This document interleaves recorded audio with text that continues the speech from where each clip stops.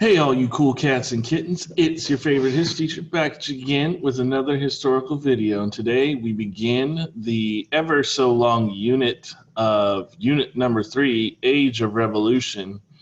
And to put that into context for you guys, we're going to be discussing things from chapters 1, 2, 3, and 4 about revolutions that are going on worldwide. But to add some context to revolutions, we must start in England, and that's where we're going to head today. So buckle up and enjoy the ride. Let me share my screen. If you guys are wondering why the video quality is so bad, maybe the screen quality. I just got a new webcam, so I'm using my desktop at school. So, yay for being productive, right? Like I said in previous school days, that webcams are like the new toilet paper. So it is what it is. All right, Unit 3, Age of Revolution. Like I said, chapters 1, 2, 3, and 4. I'm gonna wait for it to load.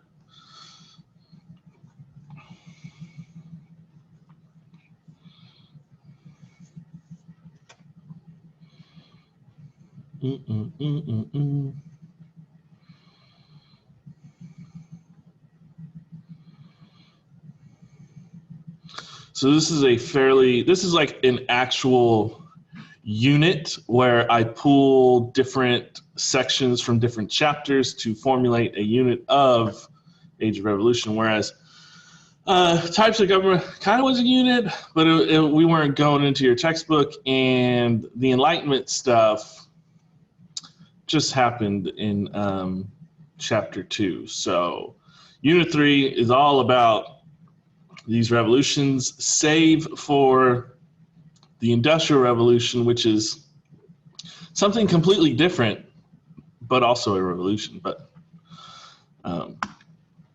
so we're first going to start with the democratic developments in England, chapter 1, section 5. So I know we're going kind of backwards in a sense, but at the same time, in order to make, I guess you could say, in order to make the Enlightenment make sense, because, we're talking about John Locke, Thomas Hobbes, England is going through some transformations, and to explain, it is a small revolution. It's not truly that revolutionary, but for England, it is. And so England's one of the main players that we discussed throughout world history, so we'll be discussing them today. And yours truly took a class in college on English British history. So that was your warm-up. We already did that.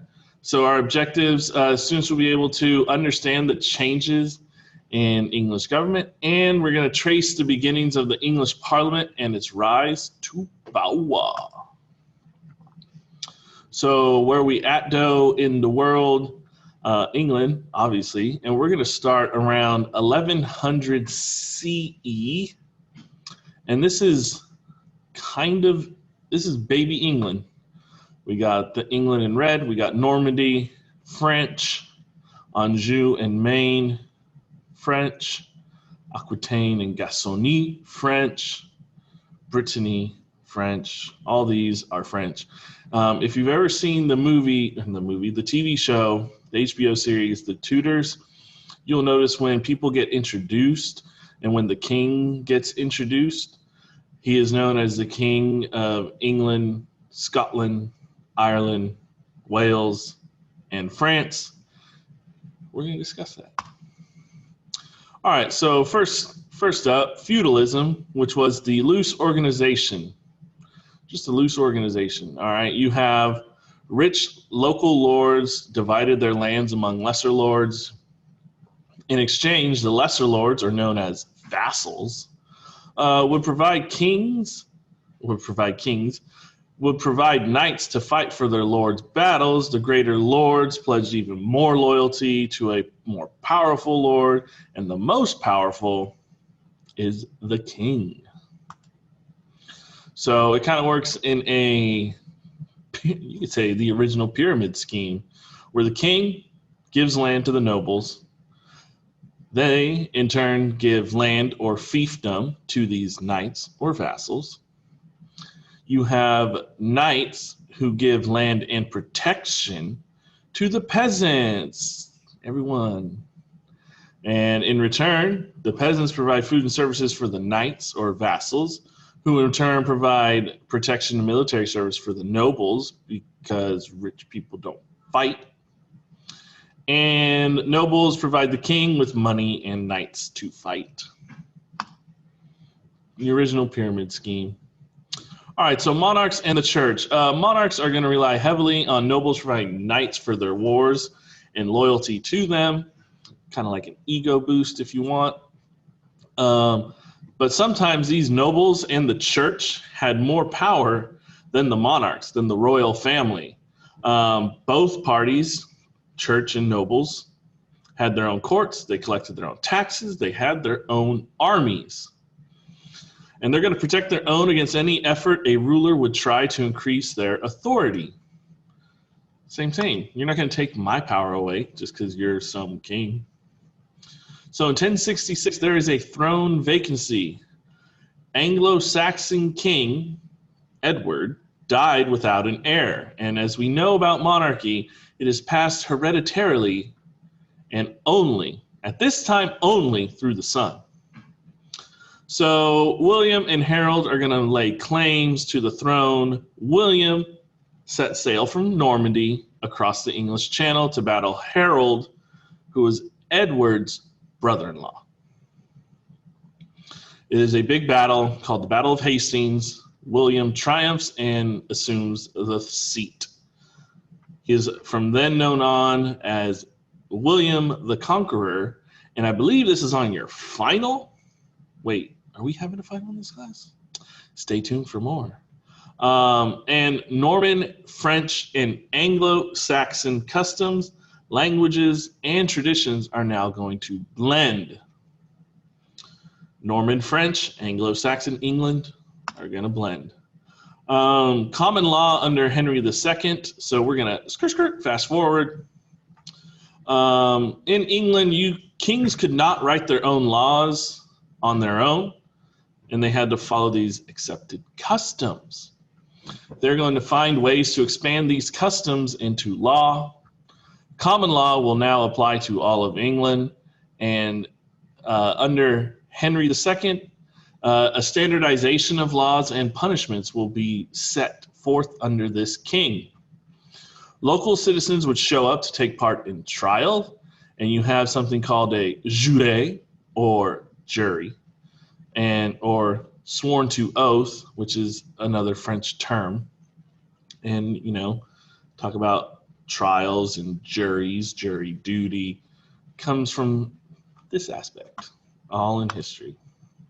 So that's our guy, Henry II. Google him, you'll find this picture. So King John. King John is the son of Henry, and he was a greedy and clever ruler. He is known throughout history with his struggles with the French king and the Pope. And this power struggle he is going to have with his own nobles. And he is going to need money to fight wars with the French, fight religious crusades against the Pope. And so just so you know, wars cost money. And in order for a king to provide an army and a military to fight his war, you need money. And the only way you're going to get money? Taxes. And of course, when you tax the rich, they get upset. So you have a rebellious group of barons are going to force him to accept this Magna Carta, or Great Charter. This is a test question. The Magna Carta has two significances.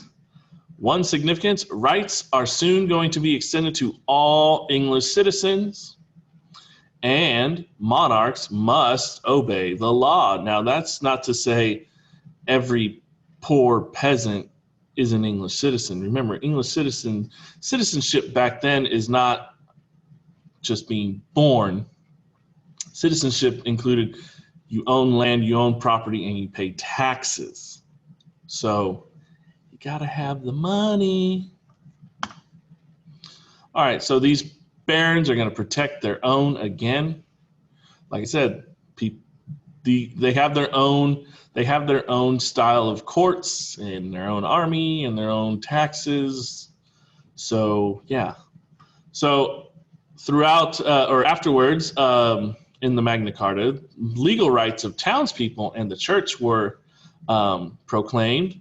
There's a clause protecting every free man from arbitrary arrest, imprisonment, and other legal actions except by legal judgment of his peers or the law of the land, and that's also known as due process of law. Remember, arbitrary just means like fake. You got to have a reason for an arrest or an imprisonment or other legal action. You got to have a reason. You can't just make it up that, oh, I don't like the way you look. I'm going to sue you for your house. See how dumb that sounds? Also, in the Magna Carta, kings are now going to have to agree to not raise new taxes without consulting his great council of lords and clergy. And this kind of this kind of starts, or this is where Parliament is born. So this great council is going to eventually evolve into Parliament. You have the French word parler, which means to talk. Parlez-vous français? Anyone? I don't speak French. Don't try me. So Parliament is going to help unify England. Under 1295, under Edward I, he summoned Parliament to approve money for his wars in France. And he will arrange, this great council will arrange for representatives of the common people to join the lords and the clergy, because you can't just have rich people and clergymen deciding what to do. The common people want a vote. The common people want a say. And so 2 knights from each county. Remember, England is divided up into counties, not states. They're counties. And so 2 knights from each county would send, and some delegates, probably some educated folk. So when I think Parliament, Pirates of the Caribbean, Jack Sparrow. All right, let's stop talking in an English accent.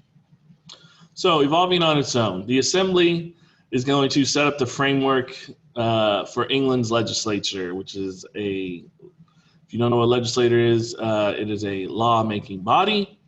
And here, there's going to be a 2-house body. You're going to have the House of Lords, aka nobles and clergy. And you're going to have House of Commons, which were knights and middle-class citizens. France and England are later going to fight almost every little thing that they could squabble about, including land claims, politics, your wife, my dog, everything. And there is going to be something called the 100 Years' War. And this economic rivalry and growing sense of national pride is at the root of the battles, is at the root of this 100 Years' War between England and France. And by the end, England is going to lose most of its land claims in France. This war was destructive and is going to change England politically. English rulers kept asking Parliament for funds. So now Parliament is going to get this nickname called Power of the Purse. So that means they have now won the right to approve taxes. Power of the purse. So now P, Parliament, could insist K, the king, meet the demands before voting. And that is also a check or a limit limiting the power of the monarch. Checks and balances. And so now we're going to get into some nitty-gritty of the Tudor dynasty, one of the most famous royal families of all. And it starts with Henry VII. And in English history, every odd-numbered Henry was a good ruler. So just saying. So this is a family tree, and this is Henry, and Henry had 3 children: Margaret, Henry, and Mary. This obviously is going to, the throne will pass to Henry VIII in 1509, and Henry will have 3 wives. He has more. He has 3 wives. Catherine of Aragon, his first wife; Anne Boleyn, his second wife; Jane Seymour, I believe, is his 4th wife or 5th. And so you have Mary, Elizabeth, and Edward, and a whole lot of stuff is about to go down. So Henry VIII, that's him. So to break, I just gave you a little background to some family issues.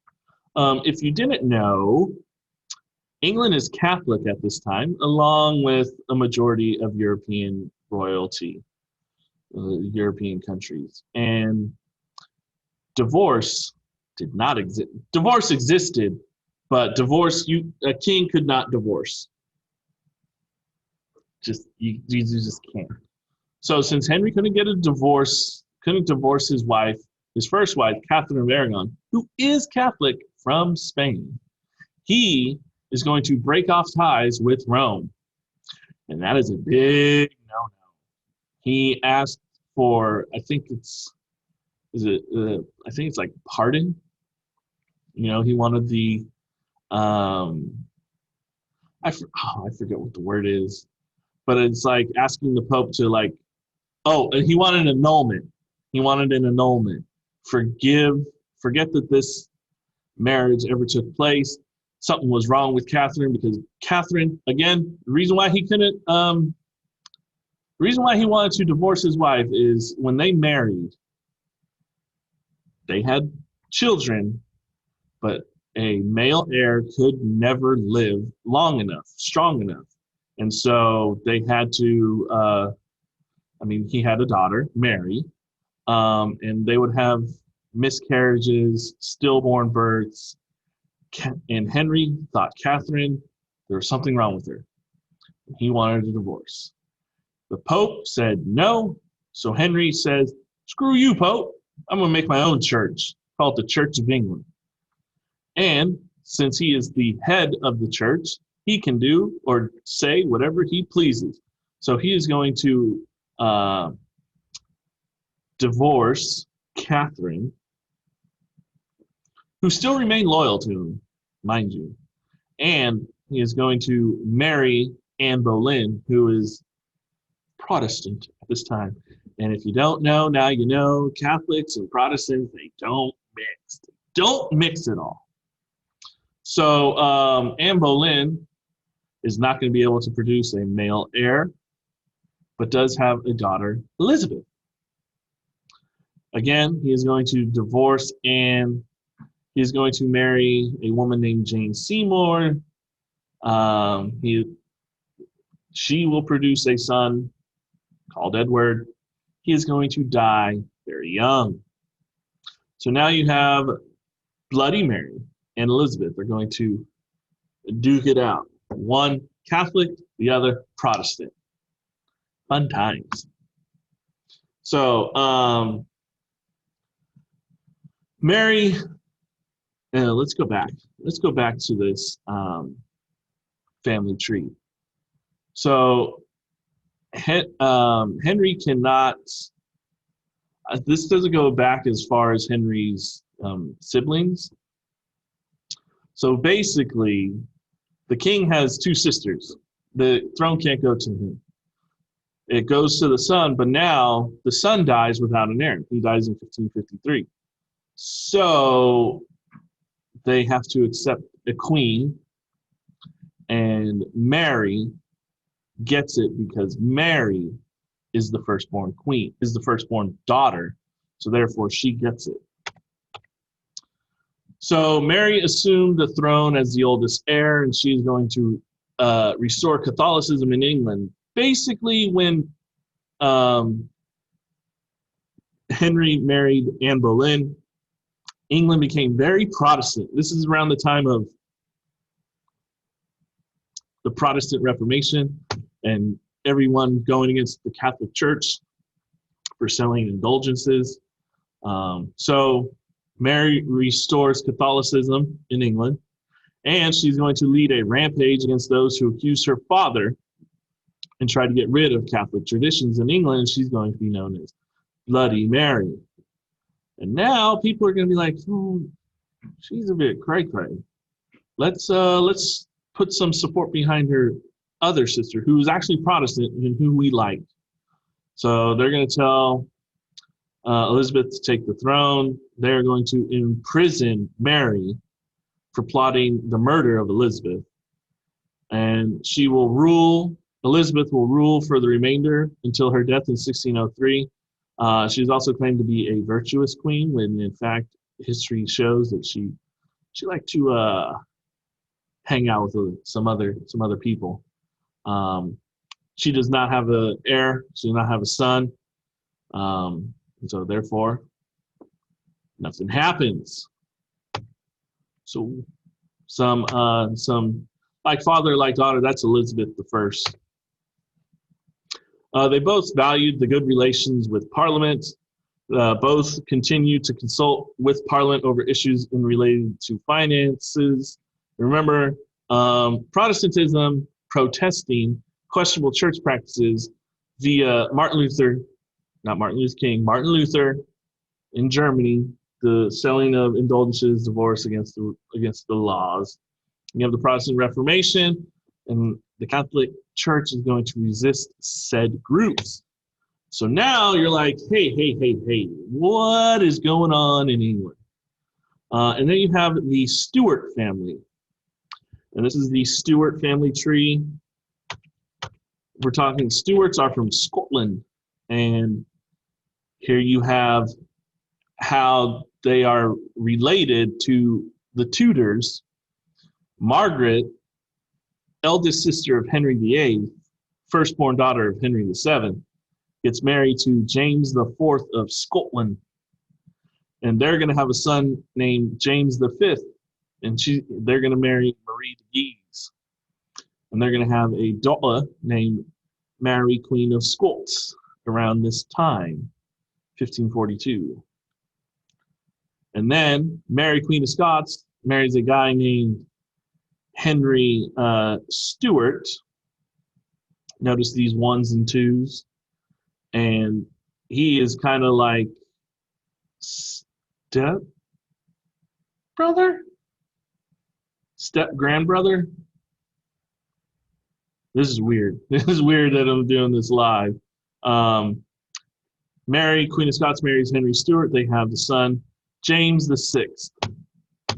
So going back to the Stuart family tree, where is James? Oh, here he is. We're starting here. James V, or James VI of Scotland, but he's actually James I of England. Yes. So there's a royal challenge. England. Elizabeth dies without an heir, so Uncle James steps in. King of Scotland takes the throne. So if you don't know, Scotland is to England as Canada is to the U.S. Don't care for them. Stuarts weren't as popular as Tudors or with Parliament. James acted as an absolute monarch who rules absolutely. He rejected Puritans to purify the COE, Church of England, of Catholic practices. And so in 1611 and 1614, he will dissolve Parliament, meaning Parliament gets called. He doesn't agree with what Parliament wants to do, so he's going to say, you guys aren't going to exist this year. So his son, Charles, is the same. Son of James, he imprisoned foes without trial. He squeezed the country for money. He's going to need to raise taxes, so he had to call Parliament. Parliament insisted that Charles accept this document called Petition of Right, which will prohibit the king, from raising taxes without the consent of Parliament. Charles signed it, then dissolved Parliament the following year. You're winning them over, Charles, winning. And so it's going to go 0 to 100 real quick. 1640, Charles needed money to fend off those rebellious Scots from his own country. And Parliament is going to launch their own revolt. It's going to last until 1653, and this is called the Long Parliament. Parliament will try and execute the king's chief ministers, and they also are going to need to make a declaration that Parliament cannot be dissolved without Parliament's own consent. So we will not dissolve each other if we agree to dissolve each other. Think about it. Okay, so long the Parliament was divided on what to do with religion. That proved to be their downfall. Charles I saw the weaknesses and gathered forces for a war against them. This is called the English Civil War. You have the Roundheads, or Parliament supporters, or Puritans, versus the Cavaliers, King's supporters, Anglicans, secret Catholics. And let's just say this is a crappy photo, pixelated photo, and blue are the Cavaliers, purple are the King's supporters, Royalists, and yeah, they just get beat down. They get beat. I'm looking at the years. Yeah, 1642 to about 1645 is the English Civil War. So tyrant, traitor, murderer, and public enemy, Charles is condemned to die. And this was said about him at his execution, and he will be executed. And this is a test question. And this is the first time ever that a king is killed by its own people. First, it's the first time a king was put on trial by their own people, by his own subjects. You know, a king is only subject to God. And so the people said, you are not above God, you're not above the rule of law, and you will be executed. And Parliament will send this message. No ruler could claim absolute power and ignore the rule of law. Law is law. So Parliament flexes. Cromwell takes center stage. The House of Commons was abolished. The House of Commons abolished the monarchy, the House of Lords, and the Church of England. Led by a man named Oliver Cromwell, Parliament declared England a republic, aka a commonwealth. This is during the time England is known as the Commonwealth of the United Kingdom. And a series of threats made Cromwell turn it to military rule until his death in 1653. And Parliament will exile Catholics to barren wastelands in Ireland. And Puritans' influence over the government and society is strong. Okay, they're trying to purify, pure. Make religion pure. So Cromwell is going to die in 1658, and Puritans are going to lose favor. People are tired of military rule. What do we do? We don't know what to do.